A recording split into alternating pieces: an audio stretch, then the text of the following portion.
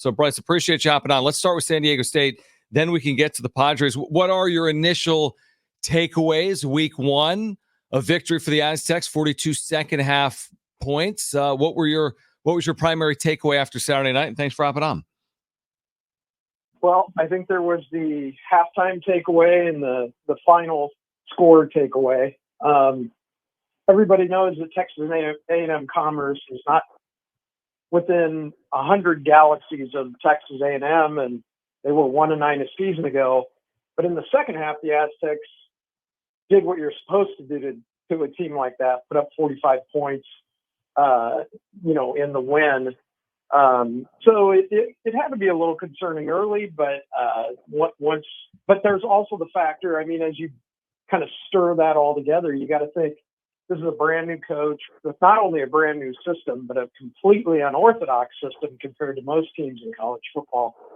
So you give them a half, if not a game, to kind of figure that out, work out the kinks. And maybe if your glass is half full in that direction, you think they're ahead of schedule with that second half that they put together. But yeah, you did see me talking to Marquez Cooper. He got a story, or a column that'll run tomorrow about, he's just a fascinating story. He's a young dad. He's lost a lot of people in his life along the way that motivate him. He's very aware of what Ashton Genty did for Boise State last week. He's confident, but he kind of does it with a wink and a smile.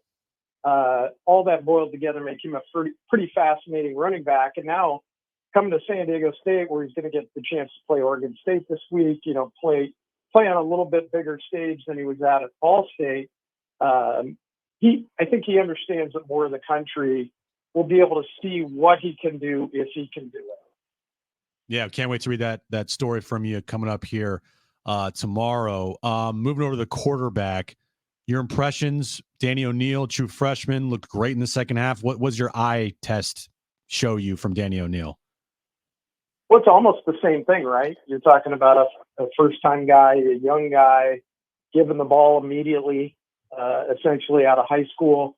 For him to adjust it in the exact same ways we just talked about, between early in the game and later in the game.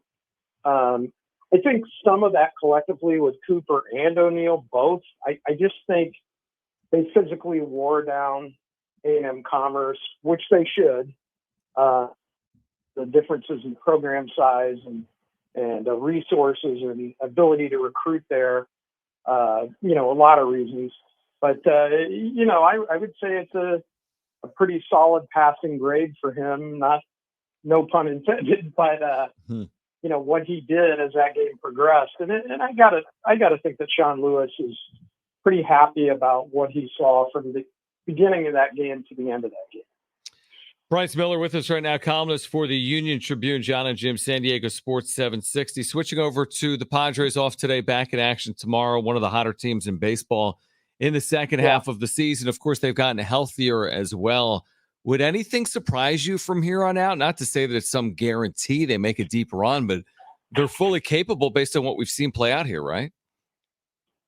Well, if this is a stock market question, I'm bullish on the Padres right now. I mean, since the All-Star break, they came out flying, and then, I don't know how to compare it. They kind of slid into this mode like Foghat, slow ride, win enough series, win almost every series, continue to, be in every game, show the ability to come back. And then the thing that I think is the rest of baseball, the National League may be aware, the National League West probably is aware, but the rest of baseball, they have to be considered one of the scariest teams heading into the postseason right now because of what's happened very recently. You get Fernando Tatis back. Joe Musgrove not only comes back, but is throwing incredibly well, which there was no guarantee of that. Now we find out Yu Darvish is back. Nobody gets those three caliber names as reinforcements this late in the season. Not, essentially all at once, but kind of.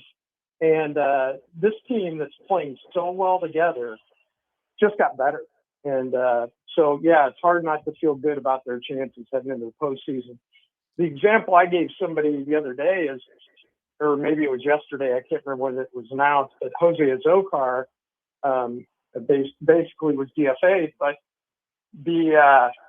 we're not, a couple of years away from, they wouldn't have done that. He would have been playing at this level. So they're deep enough now that they have the ability to make a decision like that with a pretty fast, talented, raw guy that's maybe end of your bench, but still he's a major league type player in a conversation by most teams. So one of those things that for a lot of reasons you got to feel good about the direction they're going in if you're a Padres fan. Yeah, I mean, we've had a lot of discussions with you, Bryce, about AJ Preller, but this year it feels like has been, I mean, easily his best season. And I would, what do you think about his year so far with all of the moves that he has made for this team leading up to the stretch run here? Yeah, I don't think there's any doubt it's his best season.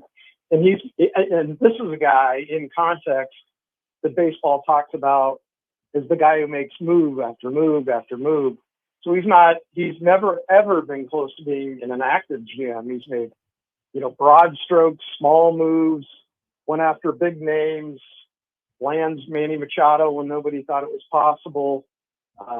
You can go back to the Matt Kemp, that series of trades when he first got here, pickups. And so he's made a bunch of big swings, but it seems like almost every button he's pushed has been right. And it's not just Dylan Cease and Luis Ariz at this point.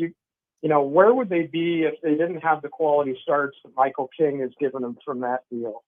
How does this team get sizably better by cutting $90 million in payroll and getting rid of Juan Soto? That math doesn't compute, or it shouldn't, but that's kind of a testament. And the other thing I've told people is, if you're going to criticize the guy, and I've criticized him constantly over my time since he's been here for moves and decisions and more or less the club's inability to consistently play for the postseason, you've also got to give them credit when they have a season like this. No doubt about it. Bryce Miller with us right now, columnist for the Union Tribune. Jon and Jim, San Diego Sports 760. Do you have expectations for Fernando Tatis Jr. right now? Like, no rehab, comes back. Everyone wants to see him, healthy and impacting this team in October. But, I mean, what are your thoughts on Tatis and missing all that time and then just being thrust right back into it? I didn't have immediate expectations. I mean, it's not a Disney movie. He's probably not going to walk back after all that time and, hit 2 home runs, right, including the game winner in his first night. I mean, he could. He has that ability, obviously, but it's not very realistic.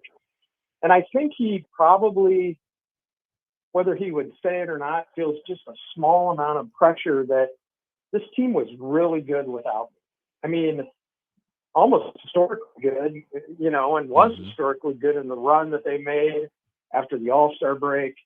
And he's like, this team has shown it to win without me. I don't want to be the guy who messes with chemistry. I don't want to be the guy. Now, I don't think he would, and I don't think that would be the case. But, some of those thoughts have to go through his head that when he was gone, they did not collapse. And you're talking about the reigning platinum glove winner, in right field. You're talking about a guy with the kind of power who can change the game with his bat. He's got, arguably the best defensive arm. Athletically, he's in a class of very few. So I think the smartest thing is if he just kind of eases back in, let it come naturally, not push too hard too soon. My expectations, would be he's really, impactful by October. What Jackson Merrill has done this season, I think, has far exceeded everyone's expectations. Would you consider him to be, the team MVP? He's putting together, Bryce, the best rookie season in the history of the franchise. And I don't think it's even in question. I don't think there's any doubt he's the MVP. And that's saying something on a team where you could point to a lot of guys who've done a lot of, Dylan Cease threw a no-hitter. He had a stretch of incredible starts. Luis Ariz is, I'm not sure if this is still true, but it's got to be close. One of 2 guys in the league hitting over 300 in the National League? I don't know. just start ticking off boxes. There are a lot of reasons they're in this place, and not just because of what he's done statistically. I think he woke this team up.